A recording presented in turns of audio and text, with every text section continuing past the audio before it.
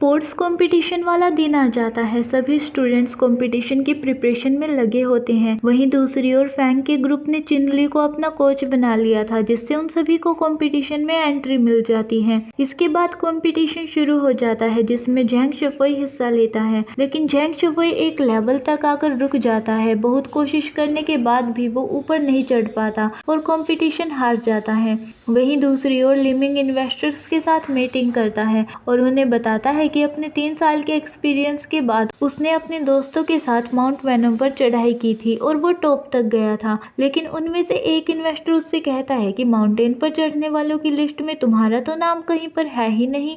तब लिमिंग कहता है कि उस दिन मेरे साथ ही एक एक्सीडेंट हुआ था, जिसमें मेरे कैमरे की बैटरी चली गई थी और कुछ भी रिकॉर्ड नहीं हो पाया। लेकिन इन्वेस्टर्स लिमिंग की बात पर विश्वास नहीं करते और उसे झूठा बताते हैं। इधर गर्ल्स के बीच में कंपटीशन शुरू हो जाता है। फैंग पूरी तैयारी के साथ वॉल पर चढ़ना शुरू कर देती है, लेकिन वो भी झेंग शुफई की तरह बीच में ही रुक जाती है। फैंग काफी थका हुआ महसूस करती है। तब उसे अपने बचपन के ट्रेनिंग डेज याद आते हैं, जहाँ फैंग अपनी मॉम को कहती है कि आज मेरा बर्थडे है, मैं भी और बच्चों के साथ खेलना चाहती हूँ। लेकिन उसकी मॉम उसे खेलने से मना करती है और उसे प्रैक्टिस करने के लिए कहती है। ये सब याद करके फैंग दोबारा से वॉल पर चढ़ना शुरू कर देती है, लेकिन काफी ज्यादा थक जाने के कारण उसका हाथ छूट जाता है और फैंग बेहोश होकर नीचे गिर जाती है। इधर शदी फैनलिन के साथ शॉपिंग पर आया था, लेकिन उसका फैनलिन पर कोई भी ध्यान नहीं था और तभी शदी को फैंग के एक्सीडेंट के बारे में पता चलता है, जिसके बाद वो तुरंत वहां से हॉस्पिटल चला जाता है। हॉस्पिटल पहुंचने पर शदी को सारे मैटर के बारे में पता चल गया था। तब एक आदमी झेंग शुफई को डांटने लग जाता है कि उन्होंने बेवकूफी वाला काम किया है। वो सभी रूल्स तोड़कर कंपटीशन में गए और एक हार्ड कंपटीशन में पार्टिसिपेट किया। ये सुनकर झेंग शुफई उसके साथ लड़ने लग जाता है, लेकिन नैनी और चिनली उसे रोक लेते हैं। तब शदी झेंग शुफई को वार्न करता है कि अगर तुम्हें इस तरह की हरकतें ही करनी है तो माउंटेनियरिंग क्लब में तुम्हारे लिए कोई जगह नहीं है।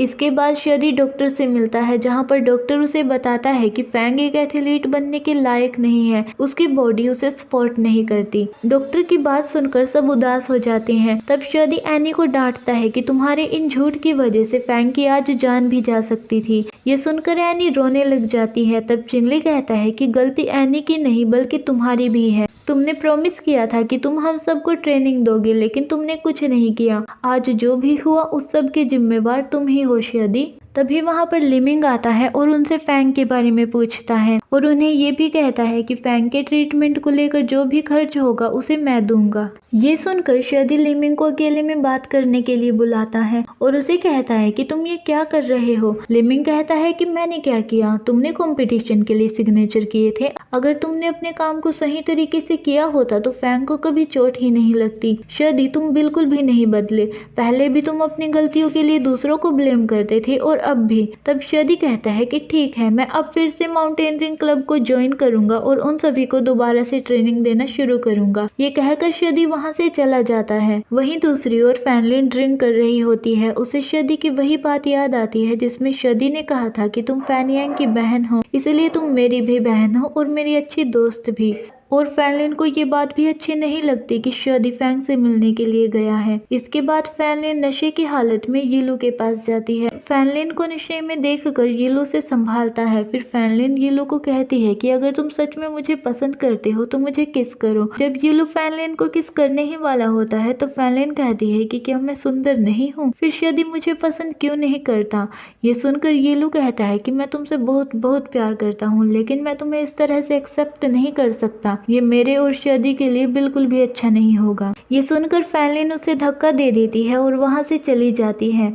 वहीं दूसरी ओर एनी फैंग के पास बैठकर स्नैक्स खा रही होती है और उन्हें बताती है कि स्कूल टाइम में जब भी उसे कोई परेशान करता था तब फैंग एक हीरो की तरह आकर उन सब की पिटाई करती थी, लेकिन इसकी वजह से कई बार उसे घर जाने में देरी होती थी। तब फैंग के फादर उसे बुरी तरह से पनिश करते थे। एक बार तो उन्होंने फैंग को इतनी बुरी तरह से पनिश किया कि उसे बैक स्ट्रेन हो गया और हॉस्पिटल में एडमिट होना पड़ा। ये सुनकर चिनली कहता है कि तुम्हारे फादर कितने ज्यादा स्ट्रिक्ट हैं। एक्चुअली फैंग के बचपन किसी चोट की वजह से उसकी बॉडी काफी ज्यादा वीक है और अब डॉक्टर ने भी उसे एथलीट बनने से मना कर दिया है, लेकिन उन सब ने फैंग को ये बात नहीं बताई है। इसके बाद उन तीनों को पता चलता है कि शर्दी क्लब में वापस आ रहा है। झैंग शुफई कहता है कि क्या उन्होंने हमारे क्लब को होटल समझ रखा है, जब चाहो आओ जब चाहे चले जाओ। अगले दिन फैनलिन फैंग से मिलने के लिए आती है और उसे कई सारी बुक्स देती है जिसमें माउंटेन्स के बारे में लिखा होता है। फैंग उन्हें देखकर काफी ज्यादा खुश हो जाती है। इसके बाद फैनलिन के पास शर्दी का कॉल आता है। तब वो फैंग को कहती है कि शर्दी मेरा बाहर वेट कर रहा है, इसलिए मैं जा रही हूँ। इसके बाद फैनलिन शर्दी से मिलती है, जहाँ शर्दी उसे बताता है कि अब मैं माउंटेनियरिंग क्लब का ऑफिशियल कोच बन गया हूँ ताकि उनकी ट्रेनिंग रेगुलर हो सके, और मैं नहीं चाहता कि फैंग के साथ जो कुछ हुआ वो दोबारा किसी और के साथ हो। तब फैनलिन कहती है कि मैं फैंग से मिलने के लिए गई थी। ये सुनकर शर्दी काफी ज्यादा हैरान हो जाता है।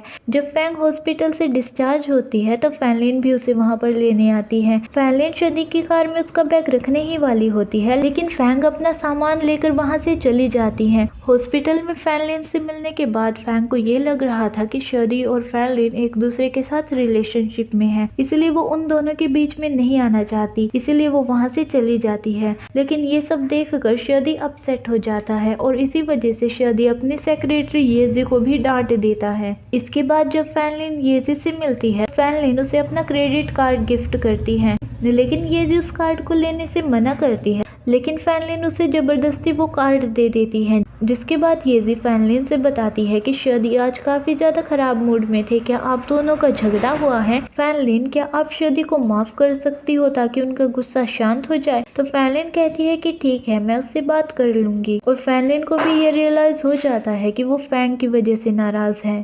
फ्रेंड्स, अगर आपको ये वीडियो अच्छी लगी है तो मेरी वीडियो को लाइक एंड शेयर जरूर करना, और साथ ही मेरे चैनल को सब्सक्राइब करने के साथ साथ नोटिफिकेशन बेल को भी ऑन कर देना। Thank you.